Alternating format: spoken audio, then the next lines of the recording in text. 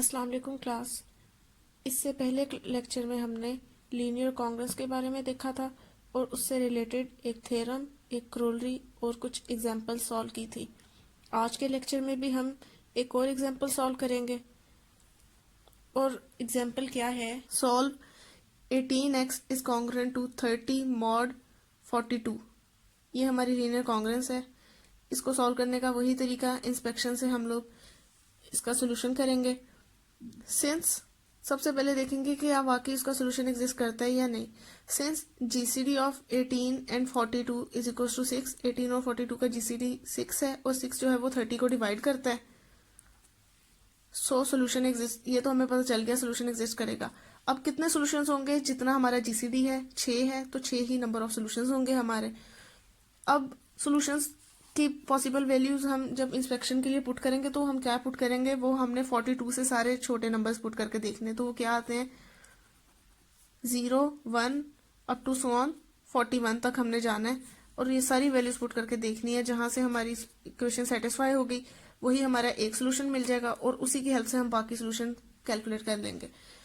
तो अच्छा, ये जो इन एग्जाम्पल में इंस्पेक्शन का ये हम तरीका देख रहे हैं ना कि हम x इक्वल टू 0 पुट करके देख रहे हैं, x इक्वल टू 1 पुट कर रहे हैं, फिर नेक्स्ट स्टेप में हम x इक्वल टू 2 पुट कर रहे हैं जब तक कि हमारा सोल्यूशन ना मिल जाए। ये सारे स्टेप्स जो हैं ये आपके रफ में आएंगे।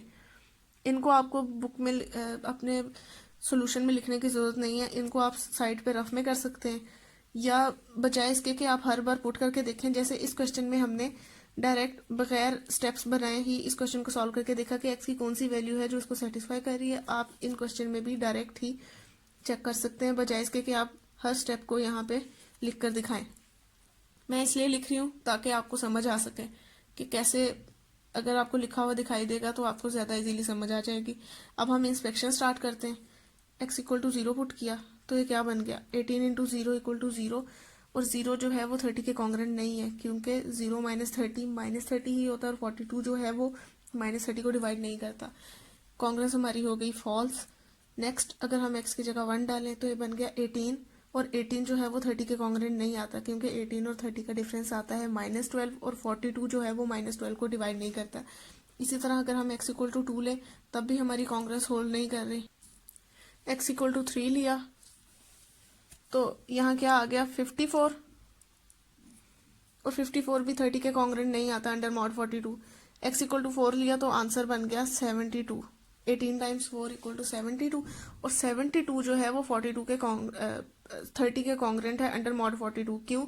क्योंकि अगर हम इन दोनों का डिफरेंस लेते हैं वो 42 आता है और 42 जो है वो 42 को डिवाइड करता है, यानी x इक्वल टू 4 ने हमारी लीनियर कॉन्ग्रेंस को सेटिस्फाई कर दिया। तो हमारे पास x 0 इक्वल टू 4 एक सोल्यूशन हमें मिल गया। अब हमने जो बाकी सोल्यूशंस जैसे लास्ट एग्जांपल में निकाले थे उसी की हेल्प, उसी तरीके से हमने बाकी के सोल्यूशंस निकाल लिए। वो कैसे निकालते हैं हम?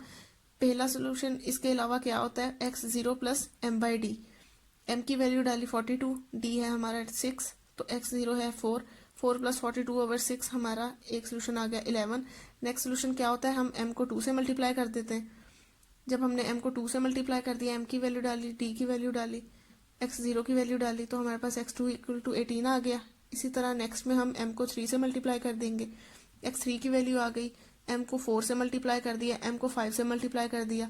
अब m को 6 से मल्टीप्लाई नहीं करना क्योंकि हमारा जीसीडी 6 था और हमने 6 माइनस 1 तक रुक जाना था और 6 माइनस 1 5 है तो लास्ट हम 5 तक रुक के, इससे आगे हमें जाने की जरूरत नहीं है। इस तरह से हमें हमारे 6 सोल्यूशंस मिल गए। वो कौन कौन से थे? 4, 11, 18, 25, 32, 39। हमने फिर से, हालांकि हमने कैलकुलेट कर भी लिए थे लेकिन फिर भी हमने एक बार मेंशन कर दिया कि ये हमारे सोल्यूशंस हैं। लीनियर कॉन्ग्रेंस किस वाली लीनियर कॉन्ग्रेंस के? 18x कॉन्ग्रेंट टू 30 मॉड 42, इस कॉन्ग्रेंस का ये सोल्यूशन है। अब तक हमने जो एग्जाम्पल सॉल्व किए हैं उनको हमने इंस्पेक्शन के तरीके से सॉल्व किया। हमने देखा कि मॉड वाली जो भी वैल्यू थी मॉड के अंदर, हमने उससे छोटे सभी नंबर्स को बारी बारी पुट करके देखा और फिर देखा कि जो नंबर भी हमारी लीनियर कॉन्ग्रेंस को सेटिस्फाई करता है वो हमारा सोल्यूशन होगा और उसके बाद हमने उसी से बाकी के सोल्यूशन भी कैलकुलेट कर लिए। अब हम लीनियर कॉन्ग्रेंस को सॉल्व करने का एक और तरीका देखेंगे। तो उसके लिए हम ये एग्जाम्पल देखते हैं। एग्जाम्पल है solve 9x congruent to 21 mod 30, ये है हमारी लीनियर कॉन्ग्रेंस। मॉड में है हमारे 30 और ये है 9x और 21। इसको सॉल्व करने के लिए सबसे पहले हम क्या करेंगे, हम इस कॉन्ग्रेंस को जितना सिंपल हो सकता है उतना सिंपल करके लिखेंगे। हम देखते हैं कि इधर दोनों साइड्स पे क्या वैल्यू कॉमन आ रही है, 3। तो हमने यहाँ से 3 को कॉमन ले लिया, या हमने यहाँ से इस पूरी कांग्रेस में से 3 को कैंसिल कर दिया। हमने कैंसिलेशन लॉ पढ़ा था कांग्रेस का, वो क्या कहता है कि अगर हमने दोनों साइड से कोई नंबर कैंसिल करना हो तो हम उससे डिवाइड कर देते, और यहाँ जो भी जीसीडी उस नंबर का और मॉड वैल्यू का होता है उससे भी हम डिवाइड कर देते। कैंसिलेशन लॉ यही था ना कि if A C is congruent to B C mod m, then a is congruent to b mod m over d, where d क्या है, d था gcd of c and m, c और m का होता gcd। तो हमने देखा कि यहाँ पे 3 कॉमन आ रहे, यानी 3 था हमारा c, तो हमने 3 को कैंसिल कर दिया। ये क्या बन गया, 3x। यहाँ से 3 कैंसिल किया तो ये बन गया 21 को 3 से यानी डिवाइड कर दिया तो ये बन गया 7, और यहाँ बन गया 30 ओवर जो भी जीसीडी आर था। 3 और 30 का जीसीडी किसके इक्वल होता है, वो होता है 3 के इक्वल। तो हमने यहाँ जीसीडी से डिवाइड कर दिया। अच्छा, इससे पहले एक स्टेप मैं करना बताना भूल गई कि सबसे पहले तो जो भी हमारी लीनियर कांग्रेस दी होगी उसको हम सबसे पहले चेक करते हैं कि क्या वाकई उसका सोल्यूशन एग्जिस्ट करता भी है कि नहीं। तो वो हमने पहले भी एग्जांपल्स में देखा, इसमें भी देखते हैं कि वो कैसे हम चेक कर रहे हैं। वो हमने चेक किया कि अगर जीसीडी ऑफ 9 और जो मॉड में वैल्यू है 30, इन दोनों का अगर जीसीडी इस वैल्यू 21 को डिवाइड करता है तो हमारी कांग्रेस का सोल्यूशन एग्जिस्ट करेगा। तो 9 और 30 का जीसीडी किसके इक्वल आ रहा है, 3 के इक्वल, और हम जानते हैं कि 3 जो है वो इस 21 को डिवाइड करता है, तो इसका मतलब हमारी लीनियर कांग्रेस का सोल्यूशन एग्जिस्ट करता है। अब हम नेक्स्ट स्टेप में चलते हैं। जैसे मैंने स्टार्ट में ही बोला था कि हमने कांग्रेस को सिंप्लीफाई किया, 3 को कैंसिल कर दिया कैंसिलेशन लॉ लगा के, तो ये बन गया 3x। 21 को 3 से किया तो ये बन गया 7, और मॉड में वैल्यू क्या आ गई, 30 ओवर 3। 3 था जीसीडी ऑफ 30 और जो नंबर कैंसिल करते उसका।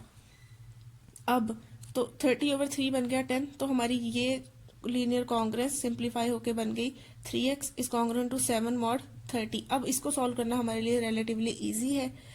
अब नेक्स्ट स्टेप क्या होगा, नेक्स्ट स्टेप में हमने क्या करना है, हमने राइट साइड पे ये मॉड वाली, हम जानते हैं कि हम अगर जैसे मॉड 10 है तो अगर हम 10 का कोई भी मल्टीपल लें,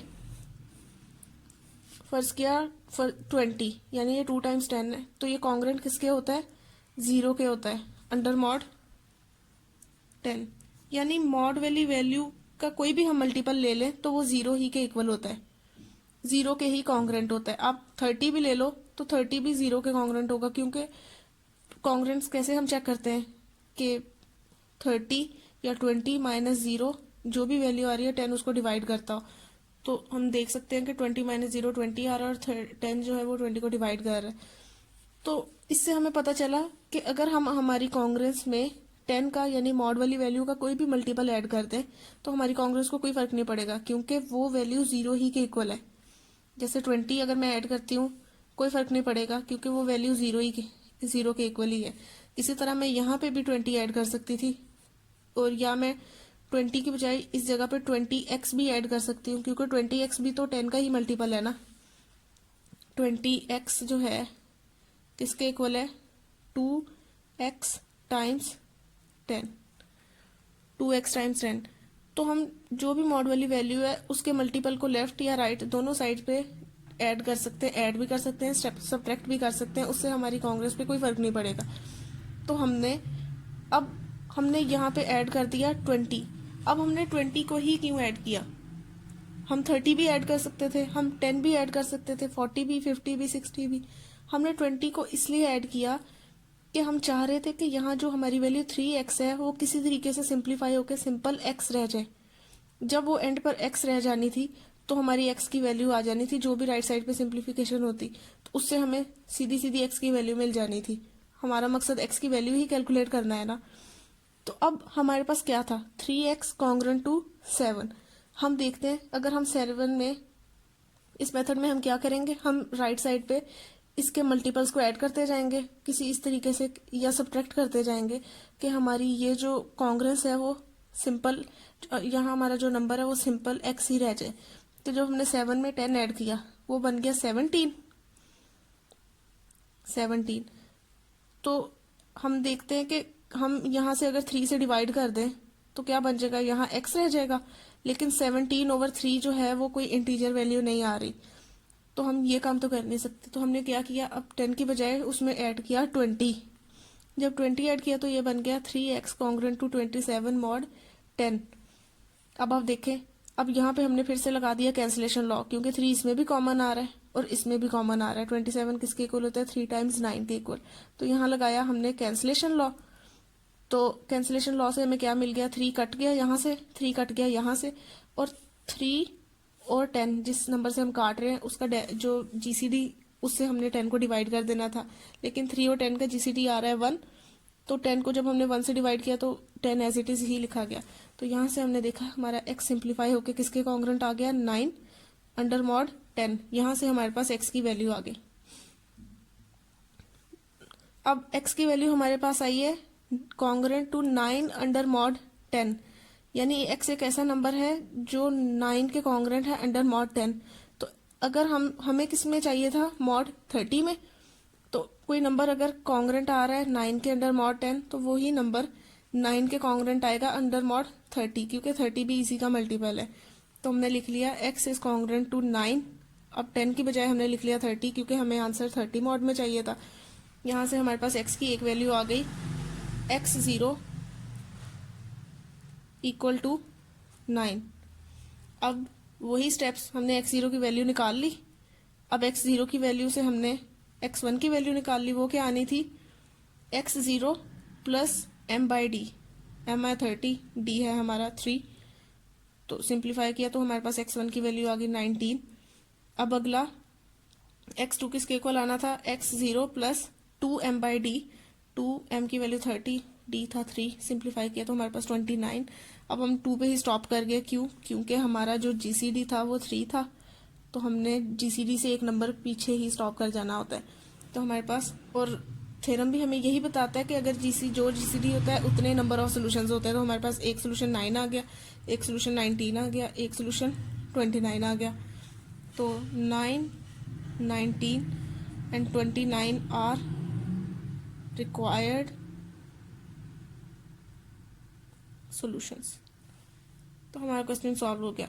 तो अब आपने देखा इंस्पेक्शन वाले तरीके से भी और इस तरीके से भी हमें अगर कोई लीनियर कांग्रेस दी हो तो हम कैसे उसको सॉल्व कर सकते हैं। अब नेक्स्ट है आपकी असाइनमेंट। ये आपने संडे तक सबमिट करवानी है। असाइनमेंट क्या है, एक्सरसाइज नंबर 11, उसका क्वेश्चन नंबर 1।